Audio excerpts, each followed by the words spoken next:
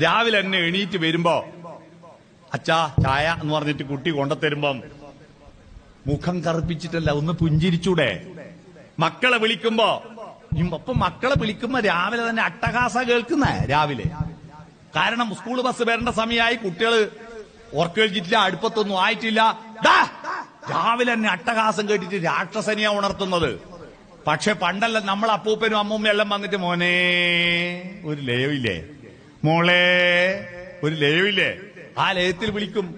ഉറങ്ങുന്ന കുഞ്ഞിന്റെ മുഖത്ത് നോക്കിയിട്ട് നെറ്റിയിൽ വീണിരിക്കുന്ന മുടിയിഴകൾ മാടി ഒതുക്കി കവിളത്തൊരു മുത്തം കൊടുത്ത് പറ്റുമെങ്കിൽ കുപ്പായത്തിന്റെ ഉള്ളിൽ കൈയിട്ടിട്ട് പുറത്തൊന്ന് മാന്തി കൊടുക്ക്.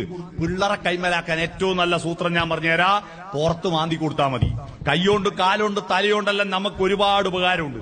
ഒരു ഉപകാരമില്ലാത്തൊരു സാധനമാണ് ഈ വെറുതെ ഒരുപാട് സ്പേസ് കളയുന്ന പുറം. അത് മാന്താൻ മാത്രമുള്ള വൈക്കം മുഹമ്മദ് ബഷീർ പറഞ്ഞത്. പുറം ചോറ്